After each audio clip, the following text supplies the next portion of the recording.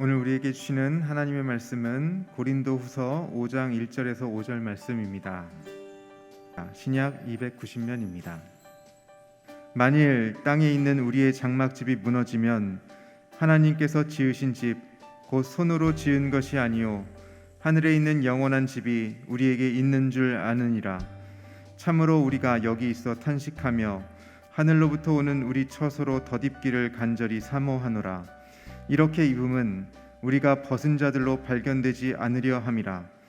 참으로 이 장막에 있는 우리가 짐진 것 같이 탄식하는 것은 벗고자 함이 아니요 오히려 덧입고자 함이니 죽을 것이 생명의 삼킨 바 되게 하려 함이라. 곧 이것을 우리에게 이루게 하시고 보증으로 성령을 우리에게 주신 이는 하나님이시니라. 아멘. 노르웨이 출신의 표현주의 화가 에드바르드 뭉크가 그린 절규라는 명화가 있습니다. 사진에 보시면 어디선가 한 번쯤은 보았을 그림일 것입니다. 이 그림이 유명한 것은 보기만 해도 아름답게 느껴지는 많은 작품들과는 달리 왠지 모를 불쾌감을 주기 때문이지요. 저 하늘 위 붉은 노을은 마치 온 세상을 집어삼킬 만한 것 같은 화연처럼 불타오르고 있고, 저 다리 오른편에 소용돌이 치는 검푸른 바다 역시 언제라도 사람을 순식간에 빠뜨릴 태세로 휘몰아치고 있습니다.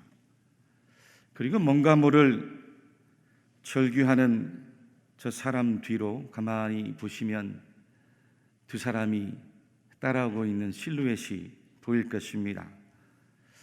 절규하는 이의 얼굴 모습에서 아주 극도의 불안한 상태를 보여주고 있는 그림입니다. 여러분, 이 작품이 공개되었을 당시만 해도 많은 비판이 쏟아졌습니다. 저 화가의 정신 문제를 제기하고 심지어는 미쳤다라고까지 했어요. 그런데 지금은 세계에서 가장 중요한 예술 작품 가운데 하나로 평가를 받습니다. 저 한 장의 그림의 가치가 수천억입니다.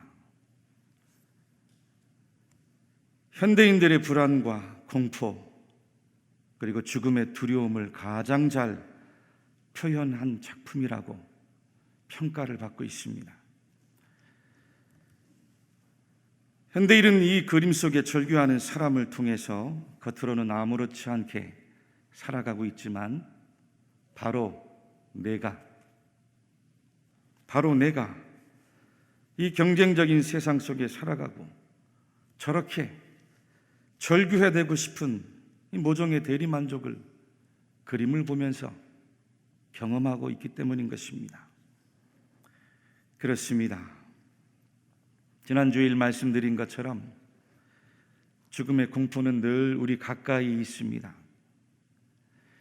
사람들이 불안해하고 긴장해하고 또 낯선 타자들에게 경계하는 이유가 그와 같은 것입니다. 인류의 첫사람 아담이 하나님 앞에 범죄한 이후에 죄가 우리 마음 안에 들어왔기 때문이죠. 로마서 6장 23절 말씀에 보니 죄의 삭은 사망이요 하나님께서 말씀을 하십니다. 로마서 5장 12절에도 그러므로 한 사람으로 말미암아 죄가 세상에 들어오고 죄로 말미암아 사망이 들어왔나니 이와 같이 모든 사람이 죄를 지었으므로 사망이 모든 사람에게 이르렀느니라. 하나님께서 바울 사도를 통해 말씀하고 계십니다. 사랑하는 교우 여러분들이 누가 이 공포를 극복하고 죽음의 불안과 두려움을 초월해서 보다 의미 있고 건강하게 또 행복한 인생을 살아갈 수가 있겠습니까? 오늘 고린도후서 5장에 바울 사도가 그 해답을 제시해 주고 있어요. 우리 1절 말씀을 다시 같이 한번 읽어보도록 합니다. 만일 땅에 있는 우리의 장막집이 무너지면 하나님께서 지으신 집 곧 손으로 지은 것이 아니요 하늘에 있는 영원한 집이 우리에게 있는 줄 아느니라. 아멘. 바울은 말씀을 전하는 사도였지만 직업이 있었답니다. 장막을 만드는 직업을 가지고 있었어요. 바울이 언제부터 이 장막을 만들었는지는 성경에 정확히 나오고 있지는 않습니다. 아마 당시 유대인들은 공부를 잘하고 못하고 또 부유하든 가난하든 직업 기술을 가르쳤습니다. 특히 이방 땅에 흩어져 살아가던 유대인들은 어떤 이주 환경을 만나더라도 살아남아야 되니까 자녀들에게 직업 기술을 가르친 거지요. 바울이 태어난 길리기아 다소는 이 동물의 가죽 피륙이 유명한 곳이었습니다. 자연스럽게 가죽으로 천막을 만드는 기술을 배웠을 것으로 생각됩니다. 그런데 나중에 바울이 복음을 전하는 여행을 다니면서 그 천막 기술이 아주 유용하게 사용된 것이죠. 본문 1절 말씀에도 만일 땅에 있는 우리의 장막집이 무너지면 이라고 했어요. 장막집, 바울이 잘 만들었던 천막, 텐트를 말합니다. 땅에 있는 장막집을 가리켜서 바울은 우리의 육체를 비유했습니다. 여러분, 텐트란 일시적인 거처입니다. 그 텐트 안에서 영원히 사는 사람은 없습니다. 잠시 거쳐가는 임시적인 집이지요. 바울이 육체를 천막으로 비유한 것은 우리의 인생이 알고 보면 영구하지 못하다는 뜻입니다. 육신의 삶은 영원하지 않고 그저 일시적인 것을 복음 안에서 깨달은 거예요. 여러분, 천막을 생각해 보세요. 그 천막의 천조각이 곧 여러분들이 입고 있는 육체입니다. 육신이에요. 요즘 우리 사회의 집값이 너무 많이 올라서 큰일이라고 합니다. 평생을 집 한 채 장만하는 것이 서민들의 꿈인데 몇 억은 기본이고 몇십억씩 하는 집도 있다는 거죠. 우리 젊은이들이 연애를 포기하고 또 결혼을 포기하는 가장 중요한 이유 가운데 하나가 집장만이 안 된다는 거예요. 어렵게 집을 장만해도 영혼까지 탈탈 끌어 모아서 대출을 받았다고 해 영끌이라는 신조까지 나타났답니다. 우리 성도님들 가운데도 혹시 집 때문에 서름을 당해본 분들이 있을 것입니다.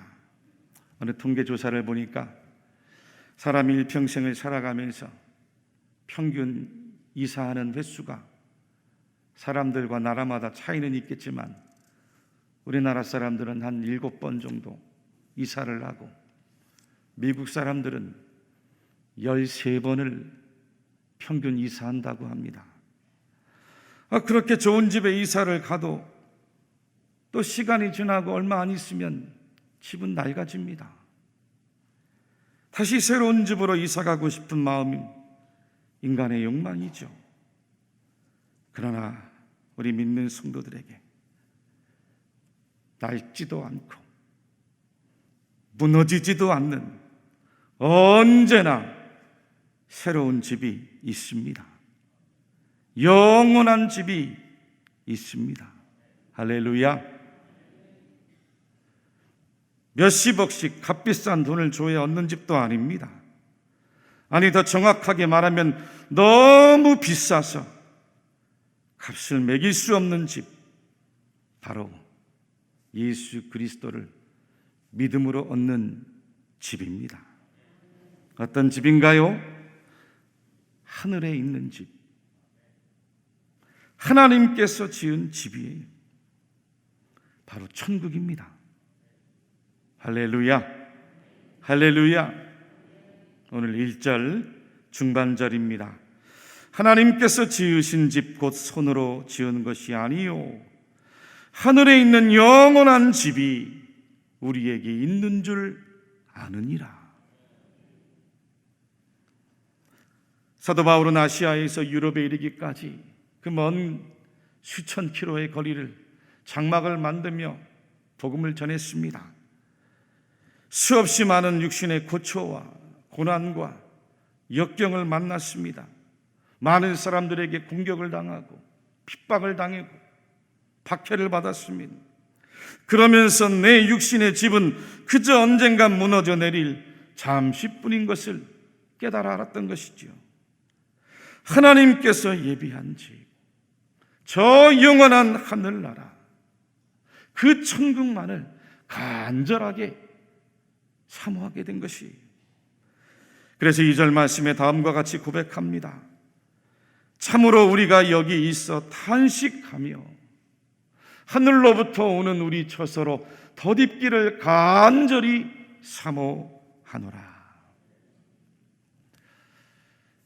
저도 이제 50평생을 넘어가는데 돌아보니까 참 많은 이사를 했습니다. 이사할 때마다 생각나는 건 인생은 나그네구나. 이 땅 위에서 삶이란 고향 땅을 떠나온 나그네의 삶이 언젠간 돌아갈 그 고향 그리워하고 바라보는 나그네 인생이구나 하는 것을 깨달아집니다. 그런 의미에서 믿는 성도들의 이사도 여러분 믿음의 눈으로 보면 나중에 우리가 진정 가야 할 저 천국집을 미리 이사 여행 연습하는 것과 마찬가지입니다. 모든 것을 긍정적으로 생각하면 어떤 집이든지 불평할 일 없고 다 감사가 나오는 줄로 믿습니다. 이사 가는 것 어차피 잠시 거쳐가는 곳인데 하늘나라에 갈 영원한 천국집 이사 연습한다 믿음으로 바라보시면 얼마든지 감사할 줄로 믿습니다. 집 때문에 낙심하는 분들, 혹은 이사를 해야 되는데 어려운 일 만난 분들, 육신의 장막은 잠시 거쳐가는 곳입니다. 조금 좁으면 어떻습니까? 조금 낡고 불편하면 어때요? 결국 우리가 가서 살아야 할 것은 이 땅이 아닙니다. 유명 브랜드가 있는 값비싼 아파트가 아니에요. 전에는 아파트 이름이 참 간단해서 외우기가 좋았습니다. 현대아파트, 우성아파트, 동아아파트, 한양아파트. 그런데 지금 새로 짓는 아파트 이름들 보면 점점 어려워져요. 우리 교회 앞에도 이번에 새로운 아파트가 들어섰는데 태왕 아너스빌인가 말하기도 어려워요. 어느 시골에서 아들 집을 찾아온 할머니께서 택시를 탔답니다. 택시 기사분이 할머니 어디 가십니까? 여쭈었더니 분명 며느리가 전화로 뭐라고 아파트 이름을 불러줬는데 잘 생각이 나지 않는 거예요. 무슨 멀매 매달랑이라 한 것 같은데 월매 매달랑? 알고 보니 월드 메르디앙 아파트 이름이었습니다. 월드 메르디앙. 시골에서 올라오는 시어머니들이 잘 찾아오지 못하도록 아파트 이름이 어려워야 잘 팔린다는 거예요. 아파트 이름이 어려워야 고급져 보이고 유명하다는 우스갯소리죠.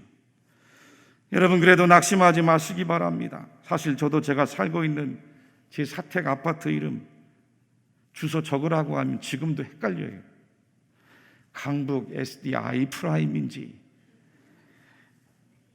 I' 강북 S든지 지금도 적을 때마다 틀립니다. 하지만 여러분, 우리가 가야 할 천국 아파트 이름 외우기가 너무 쉬워요. 다른 건 다 잊어버려도 예수님 이름 하나만 잊지 않으면, 이럴 때는 아멘 좀 크게 하세요. 다른 건 다 잊어버려도 예수님 이름 하나만 잊지 않으면 가는 곳이 천국 아파트입니다. 믿습니까? 믿으십니까? 사도 바울도 천국 가기를 얼마나 원했는지 탄식한다고 했어요. 탄식하며 사모한다고 했습니다. 하늘로 오는 처소를 덧입기를 간절히 탄식하며 사모한다는 거죠.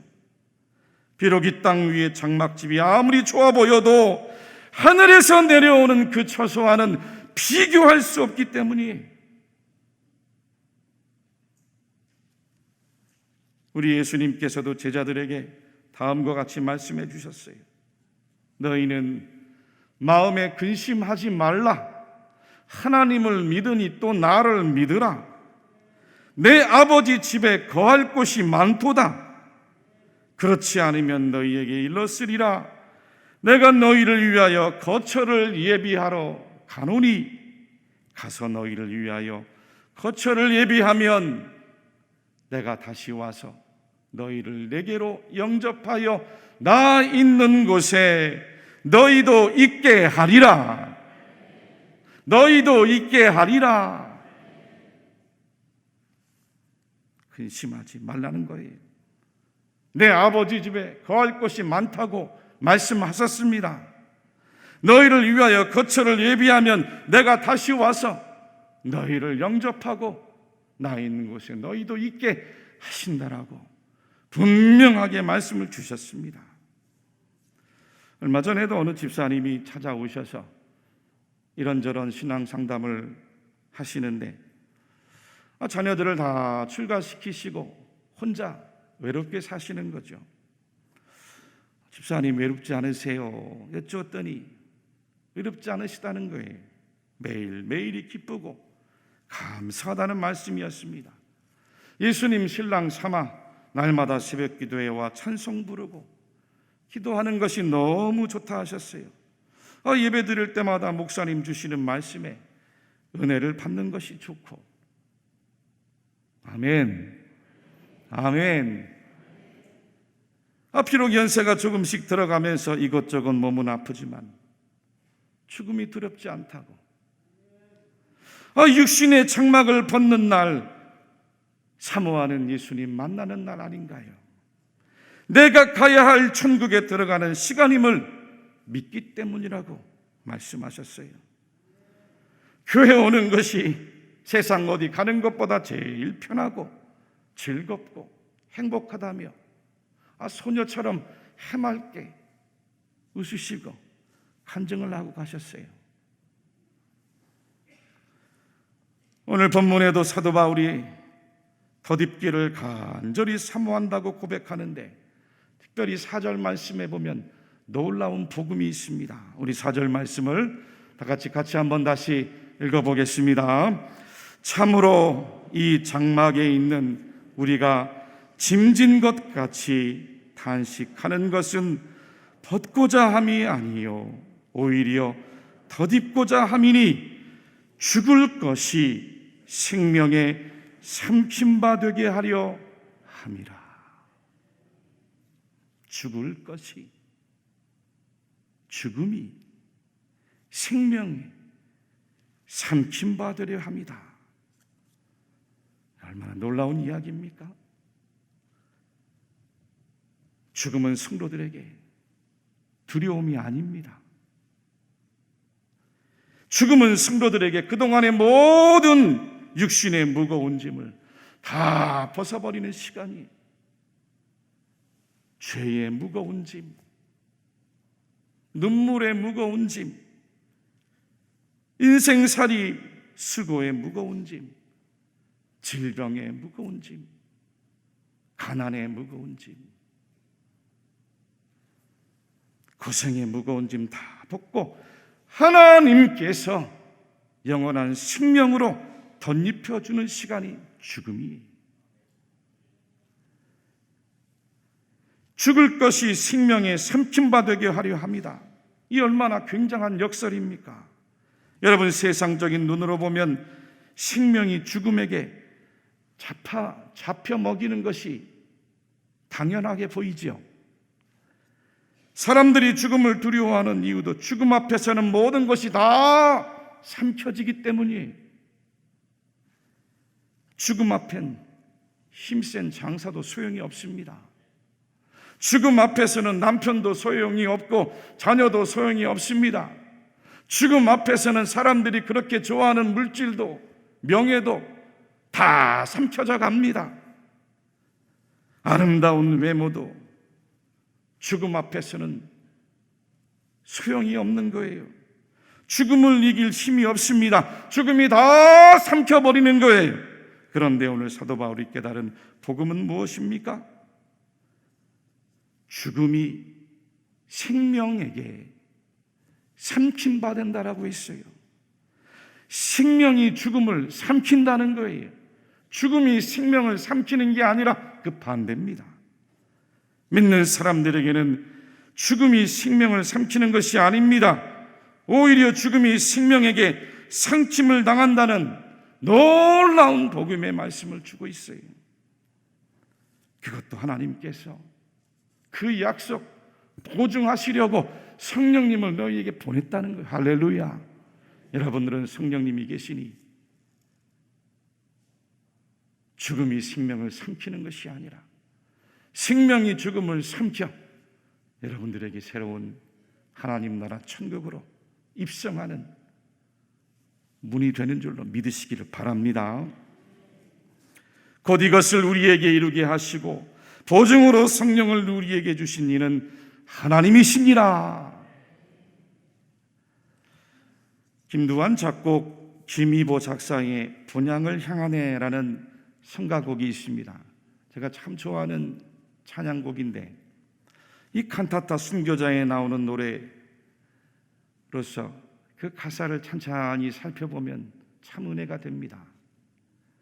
이 세상 나그네 길을 지나는 순례자, 인생의 거친 들에서 하룻밤 머물 때 환란에 굳은 비바람 모질게 불어도 천국의 순례자 본향을 향하여 그 괴로움 인하여 천국 보이고 이 세상 지나는 동안 괴로움이 심히 심하나 늘 항상 기쁜 찬송 못 부르나 은혜로 이끄시네. 생명강 맑은 물가에 백화 피고 흰옷을 입은 천사 찬송가 부르실 때 영광스러운 면류관을 받아 쓰겠네. 이 세상 나그네 길을 지나는 순례자, 인생의 거친 들에서 하룻밤 머물고 천국의 순례자 본향을 향하네. 여러분, 우리 모두는 천국을 향한 순례자이오시다. 여러분들이 가야 할 진정한 본향은 이 땅에 있지 않습니다. 요단을 건너야 있는 곳이에요. 요단을 건너야 천국을 가는 거예요. 여러분, 죽음은 더 이상 우리의 생명을 삼키는 절망이 아닙니다. 눈물이 아니에요. 소멸도 아닙니다. 인생의 끝이 아니에요. 죽음을 통과해야 생명강 맑은 물가 백합화 피고 흰옷 입은 천사 찬송 부르며 맞이하는 겁니다.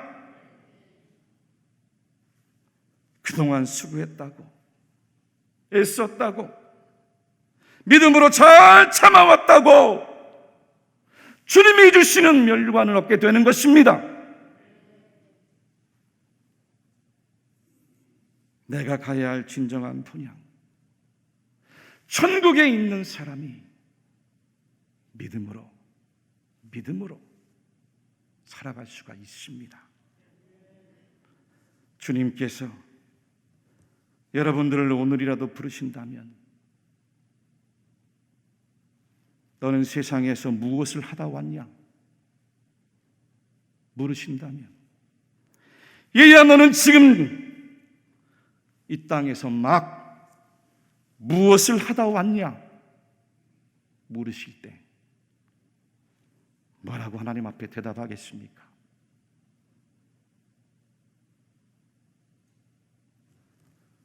네, 주님을 위해서 복음을 전했습니다. 네, 주님을 위해서 고난을 참고 믿음을 지켰습니다. 네, 주님의 몸된 교회와 성도들을 위해 눈물로 섬기고 기도했습니다. 하나님 사랑하고 이웃 사랑하다 왔습니다. 찬송하다 왔습니다. 이렇게 대답하지 않겠습니까?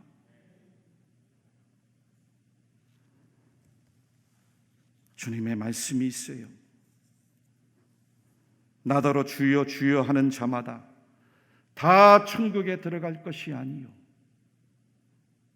다만 하늘에 계신 내 아버지의 뜻대로 행하는 자라야 들어가리라. 기도하겠습니다.